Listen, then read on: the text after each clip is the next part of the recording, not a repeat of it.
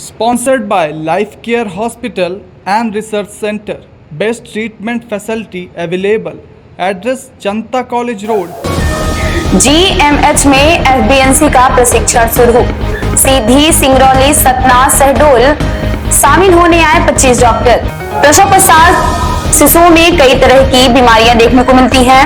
ऐसे में शिशुओं के उपचार में किस प्रकार की सावधानी बरतनी चाहिए, इसके लिए रीवा शहर स्थित गांधी मेमोरियल अस्पताल के बाल एवं शिशु रोग विभाग के सभागार में 3 दिवसीय प्रशिक्षण कार्यक्रम शुरू किया गया, जिसमें शामिल होने रीवा के अलावा सीधी, सिंगरौली, सतना, शहडोल जिले से 25 डॉक्टर आए। उक्त प्रशिक्षण कार्यक्रम में doctor Naresh Bajaj, doctor Surendra Singh, doctor Saurabh Patel एवं डॉक्टर रवि प्रकाश द्वारा आए हुए डॉक्टरों को विधिवत प्रशिक्षण दिया जा रहा है। इस संबंध में GMH में पदस्थ बाल एवं शिशु रोग विभाग के विभागाध्यक्ष डॉक्टर नरेश बजाज ने विस्तृत जानकारी दी। सुनिए।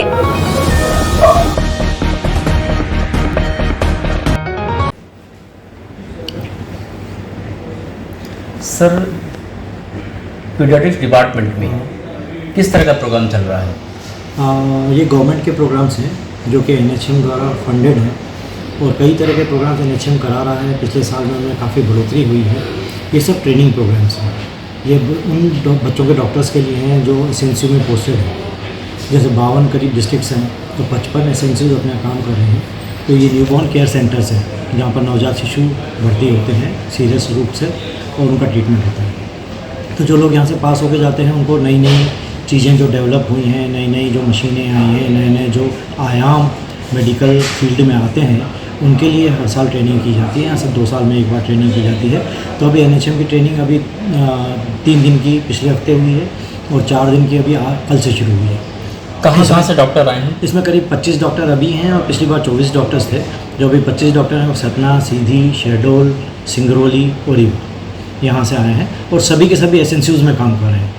SNCU से कहने का मतलब नवजात शिशु इकाई, वहाँ पर काम करते हैं और वहाँ पर करीब करीब सब सीरियस बच्चे आते हैं। और ये आपको आश्चर्य भी होगा, खुशी भी होगी कि पिछली जो ट्रेनिंग थी वो उसमें उसको बोलते हैं NBSU की ट्रेनिंग। NBSU यानी न्यूबॉर्न स्टेबलाइजेशन यूनिट। जैसे बच्चा पैदा हुआ उसमें कोई कमी तो नहीं है, उसको कोई बीमारी तो नहीं है, वो ठीक से सांस ले रहा है कि नहीं, उसको हृदय गति ठीक है कि नहीं, ये सबकी जाँच करने के लिए एक स्पेशल यूनिट चलता है। वो यूनिट इसी चीज़ का मैं बता रहा हूँ आपको, क्या खुशी होगी। पहला अपन ने रीवा में इंडिया में शुरू किया और अब स्टेट में सब जगह है वो NBSU और उसी की ट्रेनिंग थी पिछली बार। और अब जो ये 4 दिन की ट्रेनिंग हुई है ये नर्सरी से रिलेटेड है। जैसे बच्चा पैदा हुआ तो सांस नहीं ले रहा है, सांस प्रॉपर्ली आ रही है कि नहीं, हृदय गति ठीक है, कोई बीमारी तो नहीं है। जिस बच्चे ने सांस नहीं ली उसको कृत्रिम सांस कैसे देना, उसकी ट्रेनिंग कल हुई। 2nd, 3rd और 4th फेज़ में पूरा ट्रीटमेंट चार्ट जो अपन MD और DCH में बच्चों को समझाते हैं वो 3 दिन में का कम्प्लीट हुआ। इसको कहते हैं FBNC, यानी एक तो सिंपल ट्रेनिंग होती है और ये ट्रेनिंग हुआ है जहाँ पर सब चीज़ें अवेलेबल है। That is known as facility based neonatal care. FBNC की ट्रेनिंग ये 3 दिन होगी। इसमें जब यहाँ से ये लोग जाएंगे तो ये करीब करीब इस मामले में एक्सपर्ट हो जाएंगे कि कोई भी कितना भी सीरियस बच्चा है तो उसको इमीडिएट ट्रीटमेंट कैसे देना, क्या व्यवस्था करना, कौन सी मशीन कैसे लगाना, कृत्रिम सांस कैसे देना, किसी को ग्लूकोज की कमी, कैल्शियम की कमी, इन्फेक्शन, सेप्टिसिमिया, मेनिंजाइटिस है, उनको कैसे ट्रीट करना। और सबसे इम्पोर्टेंट ये है कि अपने यहाँ देखा गया है कि जब बच्चे बाहर से रेफ़र होते हैं तो सब घबराहट के कारण आदमी सीरियस हुआ बच्चा उठा के भेज देता है, ना ऑक्सीजन लगाता है, ना उसको कोई दवाई देता है, बोलता है आपका बच्चा सीरियस है, जाओ मेडिकल कॉलेज। वो सबसे गलत है। उसमें यहाँ इनको यहाँ भी सिखाया जाएगा कि कोई भी बच्चा सीरियस है तो उसको पहले आप थोड़ा सा स्टेबल करो।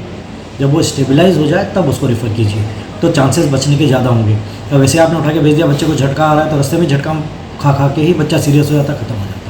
तो यहाँ पर ये भी इनको ट्रेनिंग दी जाएगी कि आपका कोई बच्चा आपको रेफ़र करना है, कब और कैसे रेफ़र उसको करना है और कैसे स्टेबलाइज करना है। सबसे ज़्यादा किस तरह की समस्याएं आती हैं जब बच्चा पैदा होता है? देखिए 90% बच्चे तो अपन ने देखा है पहले गांव में डिलीवरी होती थी अपने आप से रो देते हैं। कुछ 2-4-5% बच्चों में सांस लेने में दिक्कत होती है और कुछ 1% बच्चों में नर्सरी की जरूरत पड़ती है। तो जो बच्चे सांस नहीं लेते हैं उनको ये ट्रेनिंग से वो लोग सांस वहीं दे पाएंगे। इनमें से जो 1% बच्चे होंगे जो सीरियस हो जाते हैं या दिमाग पे असर आता है या झटके आते हैं या सांस लेने में बहुत ही ज़्यादा दिक्कत होती है, जो नॉर्मल ट्रीटमेंट से भी ठीक नहीं होते, वो जाके रेफ़र होंगे। इन सब की ट्रेनिंग को यहाँ दी है। एक दिन में सर कितने बच्चे यहाँ एडमिट होते होंगे?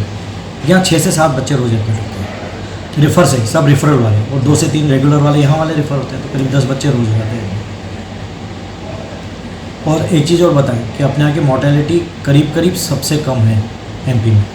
वो इसी कारण कि यहाँ के जो डॉक्टर्स हैं बहुत ही डेडिकेटेड है, और जो अभी डॉक्टर्स इनकी ट्रेनिंग ले रहे हैं वो एक्सपर्ट है इस मामले में। तो उनकी ट्रेनिंग इतनी अच्छी होगी कि मुझे ये लगता है कि रेफरल भी कम हो जाएंगे और वहाँ भी बच्चों के बचने की संभावना बढ़ जाएगी। सिंगरौली है, सीधी है, सतना है, शहडोल है, यहाँ की नर्सरी भी काम कर रही हैं। तो यहाँ पर इस ट्रेनिंग के बाद हमें लगता है कि मृत्यु दर काफ़ी कम हो जाएगी और रेफरल भी कम हो जाएगी। Thank you. Thank you.